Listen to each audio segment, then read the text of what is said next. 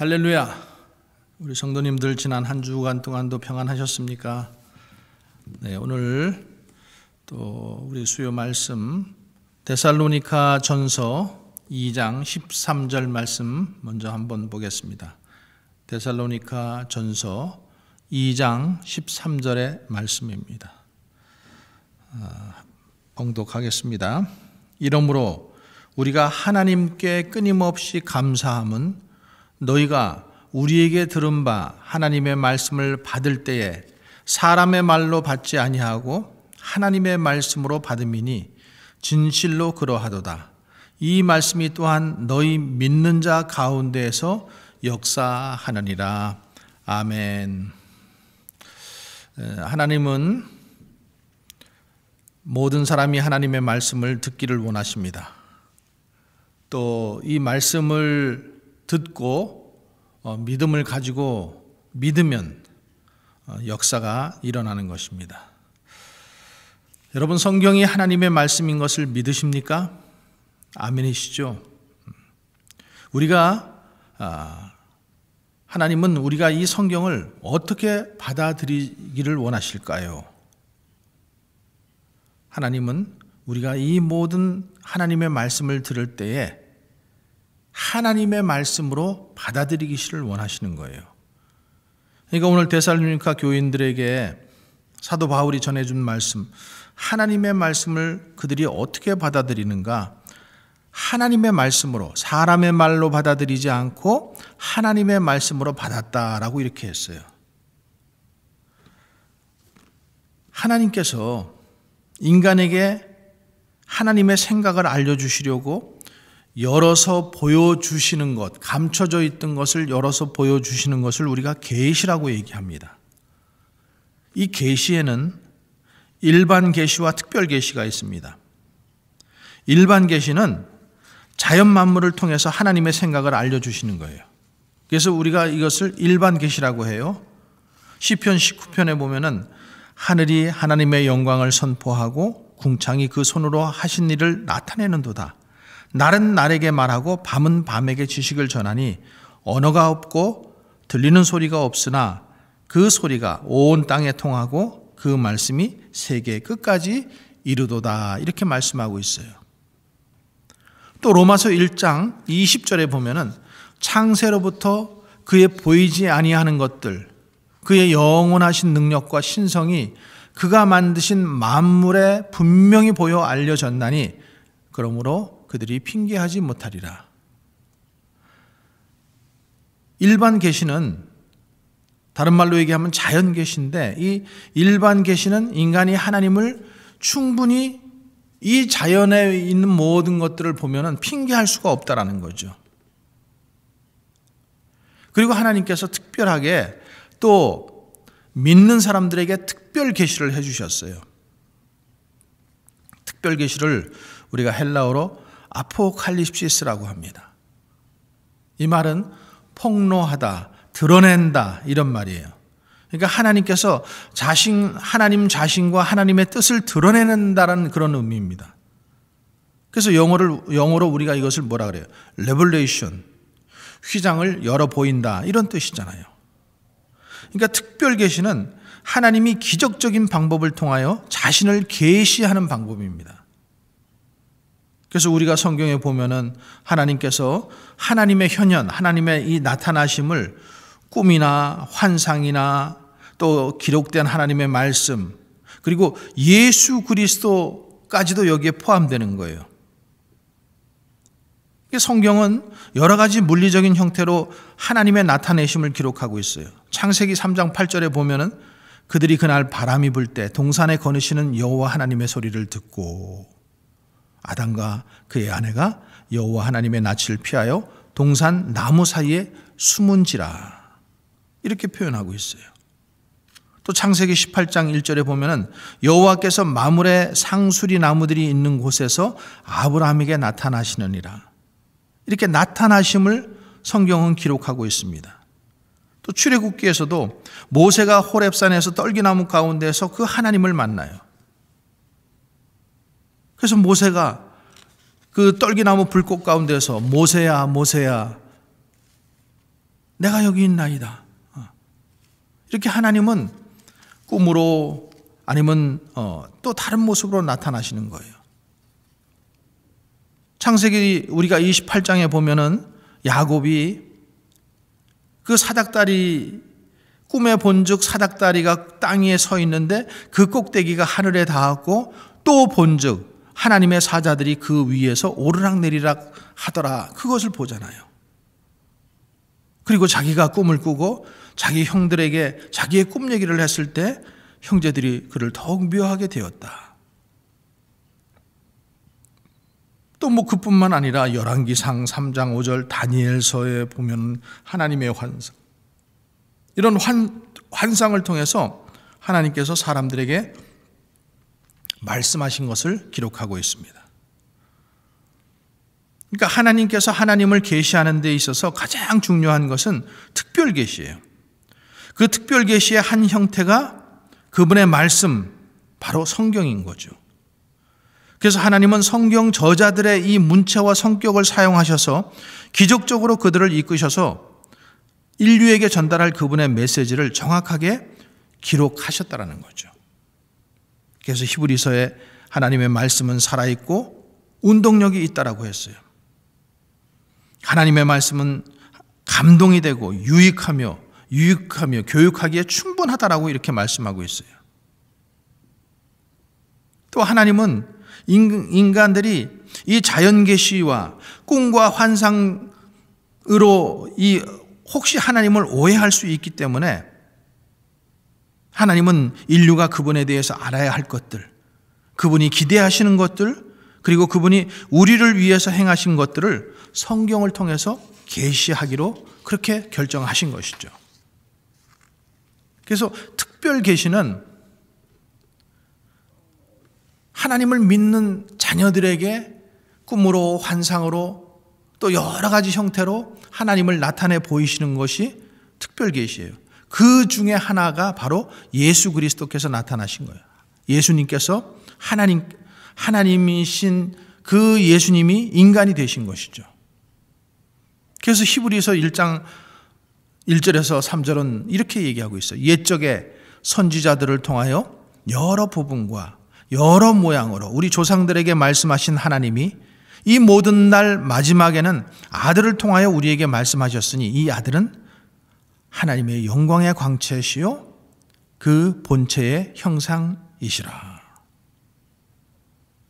그래서 하나님은 우리와 하나가 되시고 우리를 위한 모범이 되시고 우리를 가르치시고 자신을 우리에게 계시하시기 위하여 또 가장 중요한 것은 자신을 낮추시고 십자가에서 죽으심으로 우리에게 구원을 베풀어 주셨다는 거죠. 그래서 예수 그리스도께서 이 땅에 오신 것은 궁극적인 하나님의 특별 계시입니다. 그래서 기록된 말씀인 성경, 그리고 나타나신 예수 그리스도, 그리고 복음이 선포되어지는 이 설교, 그리고 중생한 영혼에게 영으로 임재하시는 계시 성령, 우리가 이것을 생각해야 돼요. 그래서 헬라에서 살아 움직이는 말씀을 표현할 때 쓰는 단어가 세 가지가 있습니다. 하나는 로고스라는 말이고, 또 하나는 레마라는 말이고, 또 하나는 캐리그마라는 말입니다. 로고스는 무엇인가? 로고스는 가장 보편적인 단어로 말씀 전체를 뜻합니다. 기록된 말씀을 의미합니다. 그리고 레마는 적용된 말씀이에요. 사랑하라고 하는 말씀이 이 로고스 성경인데, 그 말씀이 성령의 도우심으로 사랑할 수 없는 사람을 사랑하게 만드는 것. 그래서 로고스의 말씀이 특별한 곳에서 특별히 작용하는 현상을 우리가 레마라고 부릅니다. 자, 하나님의 말씀이 로고스라고 했잖아요. 근데 하나님의 말씀인 이 말씀이 내게 주시는 말씀이 될 때에 우리는 이것을 레마라고 합니다. 비유하자면 이렇습니다. 자, 물을 담아두는 저수지가 있잖아요. 그러면 그 저수지 안에 물이 로고스라고 한다면은 내가 그 저수지에 있는 물이 수도꼭지를 통해서 이렇게 와서 내가 마실 수 있는 물, 내가 그 물을 마심으로 인해서 내가 시원함을 느끼고 갈증이 해소되는 것. 이게 뭐예요? 레마라는 거죠. 그래서 게네사렛 바닷가에서 밤이 새도록 고기 한 마리 잡지 못한 베드로에게 예수님께서 나타나셔서 뭐라 그러셔요? 깊은 곳에 가서 그물을 던지라 이렇게 말씀하십니다. 자, 평생 동안 어부인 이 베드로가 생각할 때는 깊은 곳에 가서 그물을 던지라는 그 말이 이치에 맞지 않아요. 그럼에도 불구하고 예수님의 말씀에 순종하였을 때 그가 많은 고기를 잡은 거예요. 그 말씀이 그의 가슴에 와서 닿은 거죠. 이것을 우리가 레마라고 하는 거예요. 자, 그러면은 캐리그마는 무엇인가? 캐리그마는 선포된 말씀입니다. 선포된 말씀. 그래서 설교의 말씀을 우리가 캐리그마라고 하는 거예요. 기록된 이 성경의 말씀을 설교자가 깨달아서 선포하는 말씀. 이렇게 말씀하시는 하나님의 말씀을 우리가 어떻게 받아들이느냐에 따라서 우리의 인생은 현재와 미래가 달라지게 되어 있다는 거죠. 말씀을 받는 태도는 크게 세 가지입니다.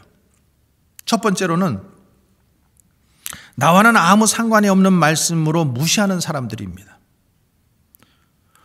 오늘날 이 시대의 심각한 병 중에 하나는 하나님의 말씀을 듣기 싫어한다는 거예요. 설교하면은 또 설교해. 설교를 좀 길게 하면은 지루해서 못 견딥니다. 시간을 자꾸만 보고. 그래서 어떤 행사에 가보면은 설교는 되도록 짧게 해달라고 몇 번 부탁하는 그런 모습을 봅니다. 제가 한번 결혼식에 주례를 한 적이 있는데 결혼식 전체가 1시간이라는 거예요. 그런데 자기네들이 그 안에서 해야 할 행사가 있기 때문에 예배를 10분 안에 다 드리라는 거예요. 그러니까 이 뒤에 행사만 중요하다고 생각하는 거예요. 사람들이 교회에 와서도 말씀 듣기를 싫어해요. 따분한 말씀. 그래서 그 말씀 전하지 말고 우리를 즐겁게 해주고 흥미롭게 해주고 부담이 없는 예배가 아니라 무엇이 되게 해달라 그래요? 공연이 되게 해달라는 거예요. 볼거리가 있게 만들어 달라는 거예요.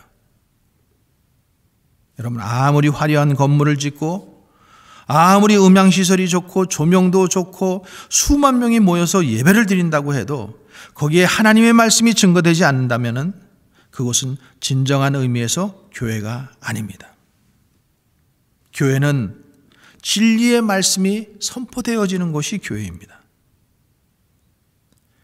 이스라엘이 망해갈 때 아모스 선지자가 이런 말을 합니다.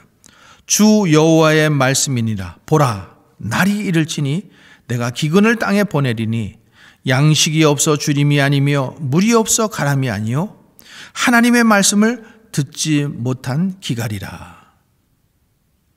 호세아에서도 이렇게 말씀해요. 내 백성이 지식이 없으므로 망하는도다. 여기서 지식은 세상적인 지식을 말하는 게 아닙니다. 하나님의 말씀의 지식을 말하는 거예요. 내가 지식을 버렸으니 나도 너를 버려 내 제사장이 되지 못하게 할 것이요 내가 내 하나님의 율법을 잊었으니 나도 내 자녀들을 잊어버리리라. 이렇게 하나님께서 말씀하십니다. 하나님의 말씀을 듣기 싫어하는 사람들. 두 번째로는 어떤 사람들이 있는가 하면 하나님의 말씀을 거부하는 사람들이에요. 사사건건 시비하고 사사건건 대적하고. 그러니까 예수님을 죽인 그 종교 지도자들 같은 모습이에요. 예수님과의 관계를 처음부터 경쟁자로 설정을 하니까 예수님이 무슨 말씀을 해도 그것을 받아들이지 않습니다. 사도행전에 5장에 7장에 나오는 그 유대인들의 모습이 그런 모습입니다. 복음을 듣습니다. 그런데 베드로의 설교를 듣고 도리어 베드로를 죽이려고 합니다. 저희가 듣고 크게 노하여 사도들을 없이 하고자 하는지라. 저희가 또 이 말씀을 듣고 마음에 찔려 저를 향하여 이를 갈거는. 성경에 나오는 이런 여러 선지자들도 하나님의 말씀을 전할 때 사람들이 듣기 싫어하고 귀에 담지 않고 심지어는 죽이려고까지 했습니다. 오늘날 설교를 들을 때도 마찬가지입니다. 여러분들이 꼭 기억해야 할 것은 목회자와 관계가 나빠지면은 하나님의 말씀을 들을 수 없다라는 거예요. 아무리 좋은 말씀일지라도 그것을 받아들이지 않게 되어 있는 거예요. 세 번째로는 어떤 사람들인가 하면은 내게 주신 하나님의 말씀을 받아들이는 사람들입니다. 데살로니가 교인들은 말씀을 사람의 말이 아니라 하나님의 말씀으로 받아들였습니다. 그런데 이렇게 받아들일 때에 예수님이 이 씨앗의 비유로 말씀하신 것처럼 네 종류의 받아들임이 있었습니다. 첫 번째로는 길가에 뿌려진 씨앗처럼 받아들이는 거예요. 그러니까 길가 같은 마음에는 아무리 좋은 씨가 떨어져도 새들이 다 먹어버리게 되어 있어요. 이 길가에 떨어진 씨앗은 성장이나 열매는 물론 싹도 피어나지 못하게 되는 거예요. 이것에 대해서 마태복음에서는 아무나 천국의 말씀을 듣고 깨닫지 못할 때는 악한 자가 와서 그 마음에 뿌리온 것을 빼앗나니 이는 곧 길가에 뿌리운 자요, 이렇게 설명하고 있습니다. 귀가 있어도 듣지 못하고 눈이 있어도 보지 못하는 마음입니다. 영적으로 어두워 영적 세계를 바라보지 못합니다. 마음은 강팍해 있습니다. 교만합니다. 단단해 있습니다. 그래서 들어갈 수가 없어요. 때로는 소신이라는 미명하에, 때로는 고집, 또 때로는 전통이라는 것 때문에, 자기 신념 때문에, 자기 경험이라는 것 때문에 철저하게 자기 자신을 열지 않고 방어하고 있습니다. 또 현대인들은 과학이라는 이름으로 합리적이지 않고 또 자기네들에게 익숙하지 않다라는 이유로 마음을 열지 않습니다. 세상 지식으로는 가득 차 있습니다. 자아가 너무 강해서 깨어지지 않습니다. 빗장을 쳐놓고 또 쳐서 그것만이 전부인 것처럼 자기 세계 속에서 살아가는 거예요. 근데 여러분, 그 배후에는 누가 있다라는 것을 알아야 됩니까? 사탄이 지배하고 있다라는 것을 알아야 됩니다. 그러므로 믿음은 들음에서 나며 들음은 그리스도의 말씀으로 말미암느니라, 이렇게 말씀하고 있습니다.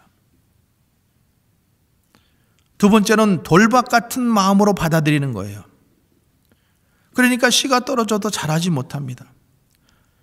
풍성한 열매를 맺기 위한 첫 번째 단추가 밭이 씨를 받아들이는 거예요. 그렇다고 모든 것이 해결되는 것은 아닙니다. 씨를 받아들여도 싹이 나야 됩니다. 싹이 나야 자라납니다. 그러기 위해서는 뿌리가 깊이 들어갈 수 있도록 밭이 옥토가 되어야 합니다. 그런데 돌밭은 뿌리가 깊이 들어갈 수 없습니다. 밑에는 돌이 있고 그 위에 흙이 살짝 덮인 밭입니다. 햇볕이 내려 쪼이면 말라버립니다. 말씀을 들을 때는 기쁨으로 받지만 그 말씀으로 오는 환난과 핍박을 견디지 못하여 곧 넘어지는 신앙을 말하고 있습니다. 이런 사람은 상당히 감정적인 사람입니다. 하나님이 중심이 아니라 자기 중심적인 사람입니다. 금방 뜨거워졌다가도 금방 식어져 버리는 사람들입니다. 처음에 교회에 나올 때는 무엇이든지 다 할 것 같아요. 왜 다른 사람들은 이렇게 나처럼 뜨겁지 못하냐고 비난까지 합니다. 새벽 기도도 열심히 나와요. 그리고 새벽 기도 나오지 않는 사람들을 정죄합니다. 사람들이 왜 이렇게 믿음이 없어? 왜 이렇게 열정이 없어? 그러나 아직 환난과 핍박을 통해서 신앙의 훈련이 되어져 있지 않기 때문에 심령적으로는 아주 연약한 사람들입니다. 말씀으로 살다가 말씀 때문에 조그마한 어려움이 다가오면 실망하고 좌절하고 낙담하고 원망하는 사람들입니다. 세 번째로는 가시떨기와 같은 마음으로 받아들이는 것입니다. 씨가 떨어지면 조금은 자랍니다. 그런데 결국 풍성한 열매를 맺지 못하는 거예요. 가시떨기에 떨어진 씨앗은 왜 풍성한 열매를 맺지 못합니까? 땅도 좋고 습도도 적당한데, 그리고 뿌리도 잘 내렸는데, 줄기도 나고 이제 자라기 시작하는데, 그런데 가시덤불이 있는 거예요. 가시에 찔려서 신음하게 되는 거예요. 가시덤불은 세상의 염려와 재리의 유혹과 기타의 욕심이라고 했습니다. 세상의 염려의 유혹의 말씀을 그대로 받아들이지 못하게 합니다. 재물의 유혹이 말씀을 그대로 받아들이지 못하게 합니다. 그리고 이 일락, 세상의 기쁨이, 나의 기쁨이, 이 유혹이 말씀을 그대로 받아들이지 못하게 하는 것입니다. 네 번째는 옥토와 같은 마음이 되어 받아들이는 것입니다. 베드로가 말씀을 전할 때 똑같은 말씀을 전하지만 저희가 이 말씀을 듣고 마음에 찔려 베드로와 다른 사도들에게 물어 가로되 형제들아 우리가 어찌할꼬 하거늘 이렇게 하면서 회개하고 복음을 받아들이고 풍성한 열매를 맺었습니다. 우리는 하나님의 말씀을 하나님의 말씀으로 100% 받아들일 때에 30배, 60배, 100배의 풍성한 결실을 맺게 되는 것입니다. 말씀이 떨어질 때 착하고 좋은 마음으로 받아들여야 되는 거예요. 말씀을 붙들고 내적인 모든 유혹을 과감하게 뿌리쳐야만 됩니다. 외적으로 다가오는 핍박과 환난을 말씀의 능력으로 인내하며 이겨나가야 되는 것입니다. 그러면 우리에게 사랑과 희락과 화평과 온유와 절제와 인내와 양성과 충성과 같은 성령의 열매가 풍성하게 맺히게 되는 것이고 또 생명의 구원을 통한 전도의 열매가 풍성하게 맺혀질 것입니다.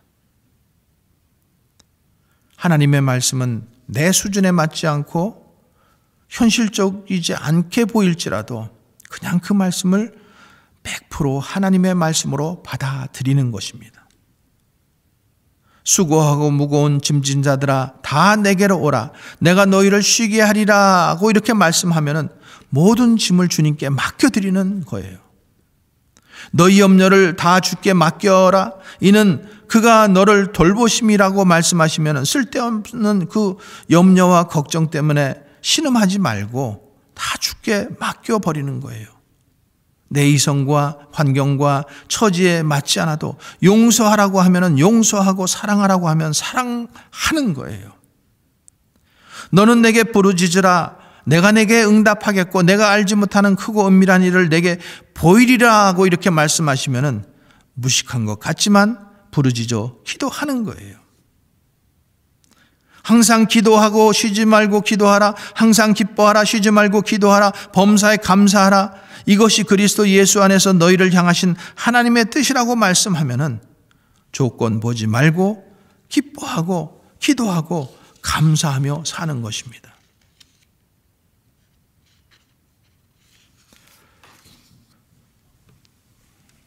두 번째로 하나님은 하나님의 말씀이 믿는 우리에게 역사하기를 원하십니다.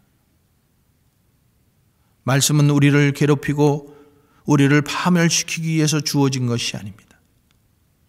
현실 감각이 없고 비합리적이고 비과학적인 주문이 아닙니다. 말씀은 우리의 자유를 억압하고 우리에게 피해를 주는 것이 아닙니다. 우리에게 소망을 주고 상처를 싸매주고 지친 영혼을 위로해주고 죄의식에서 해방시켜주고 죽음에서 자유를 주는 거예요. 그래서 병든 가정을 치료해주고 꿈이 없는 자들에게 미래를 약속해 줍니다. 말씀은 우리가 세상에서 받을 수 없는 놀라운 것을 우리에게 줍니다. 말씀을 하나님의 말씀으로 바꿔 살면은 크게 세 가지 역사가 일어납니다. 첫 번째로는 구원의 역사가 일어납니다. 디모데전서 3장 15절에 보면은 또 어려서부터 성경을 알아나니 성경은 능히 너로 하여금 그리스도 예수 안에 있는 믿음으로 말미암아 구원에 이르는 지혜가 있게 하느니라. 그러므로 믿음은 들음에서 나며 들음은 그리스도의 말씀으로 말미암느니라. 인간의 구원을 알려주는 책은 세상에 어디에도 없습니다. 오직 성경 말씀뿐입니다. 말씀을 듣고 받아들일 때 구원의 역사가 일어나고 우리는 천국에 가게 되는 것입니다.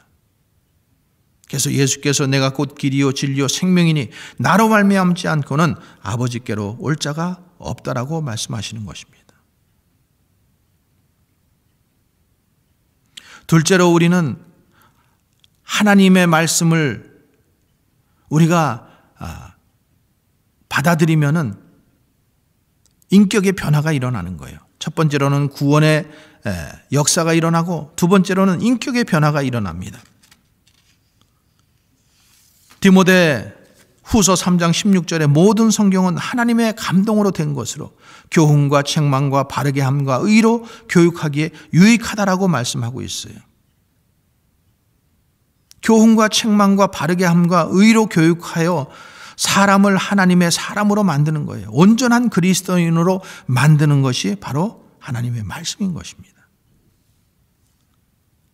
그리고 하나님의 말씀은 운동력이 있다고 했습니다. 하나님의 말씀은 살아있다고 했습니다. 활력이 있고 좌우에 날이 선 어떤 검보다도 예리하고 혼과 영과 및 골수와 관절을 찔러 쪼개게까지 하며 또 마음의 생각과 뜻을 판단한다라고 했어요. 지으신 것이 하나도 그 앞에서 나타나지 않은 것이 없고 우리의 결산을 받으실 이의 눈앞에 만물이 벌거벗은 것 같이 드러난다라고 했습니다. 그래서 말씀을 읽으면은 말씀을 받아들이면은 죄를 깨닫게 되는 거예요. 무디 목사님은 성경은 지식을 얻기 위한 정보의 책이 아니라 변화를 위한 책이라고 이렇게 말씀했어요. 말씀을 듣다 보면은 강도가 변하여서 성자가 되고 살인자가 변하여 전도자가 돼요. 고아의 아버지 조지 뮬러도 하나님의 말씀을 받아들이기 전에는 세상 멋대로 살았어요. 그러나 그가 하나님의 말씀을 받아들이고 그리고 20살이 되던 해 예수님을 만나게 돼요. 그리고 그 삶 속에 놀라운 변화가 일어나고 삶의 새로운 의미와 목적을 찾게 되고 결국에 자기가 가지고 있던 전 재산뿐만 아니라 일평생을 고아들을 위해서 돕는 그 일을 위해서 살았던 거예요. 여러분, 타락한 어거스틴 성경을 읽으니까 새 사람이 되지 않습니까?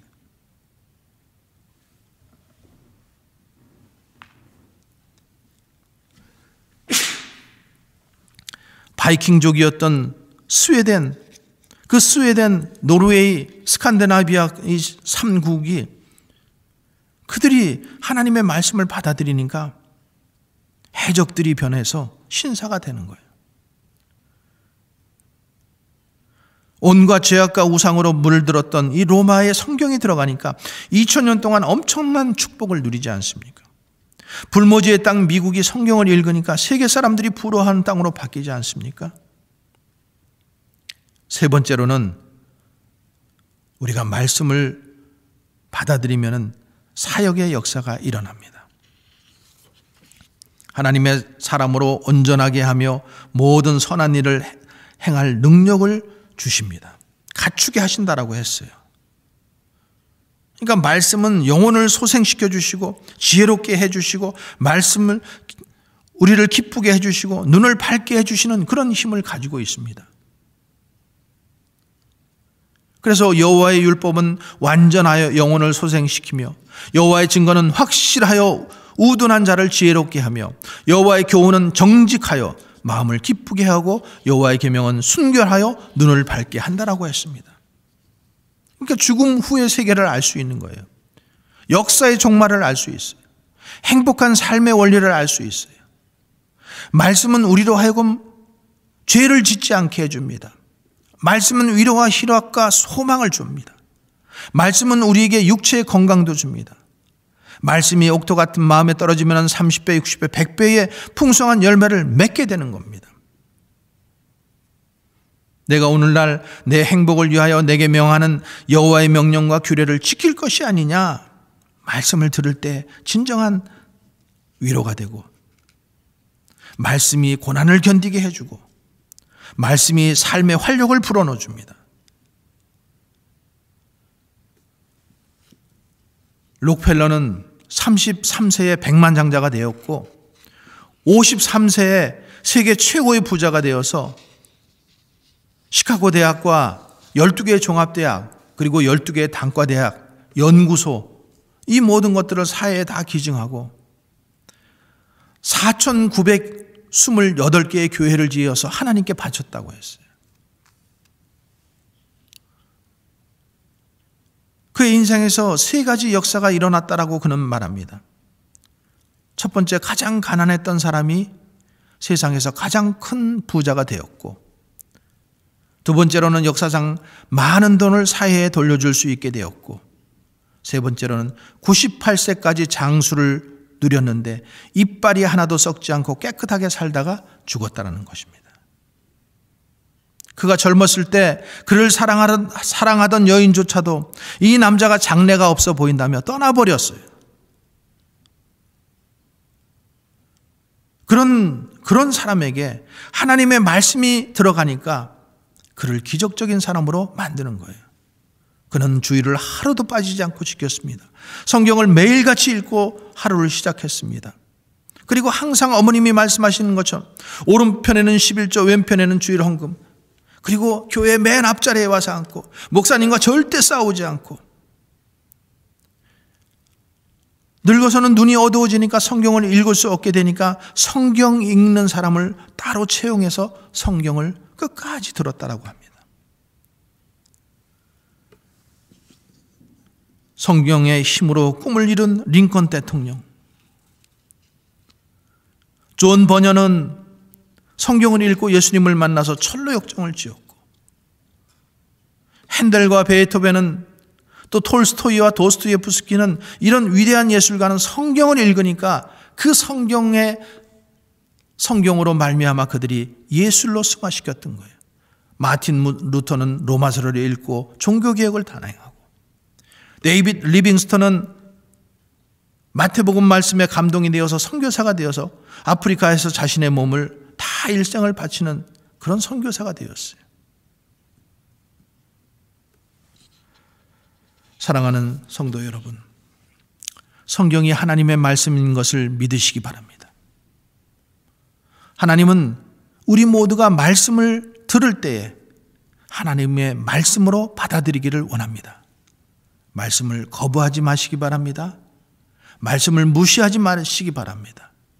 내게 주신 하나님의 말씀을 레마의 말씀으로 받아들이기 바랍니다. 그리고 두 번째로, 하나님은 하나님의 말씀이 믿는 우리에게 역사하신다라고 말씀하셨습니다. 이 말씀을 믿을 때 구원의 역사가 일어나고, 이 말씀을 믿을 때 인격이 변화되는 역사가 일어나고, 이 말씀을 믿을 때 사역의 변화가 일어나게 되는 것입니다. 오늘도 이 말씀을 하나님의 말씀으로 듣고 믿고 따르는 백성들에게 이런 기적이 일어나게 될 줄 간절히 예수님 이름으로 축원합니다. 기도하겠습니다. 지금은 우리 구주 예수 그리스도의 은혜와 하나님의 극진하신 사랑과 성령의 내조교통 역사하시는 은혜가 오늘도 하나님의 하나님의 그 말씀으로 받아들이고 거부하지 않고 무시하지 않고 하나님의 말씀으로 받아들여서 말씀이 역사하시는 것들을 우리 삶 가운데 이루어 가기를 간절히 소원하는 주의 모든 백성들 위해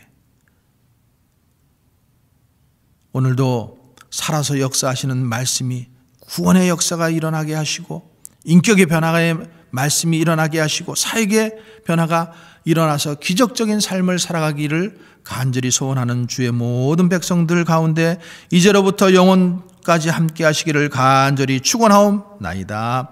아멘.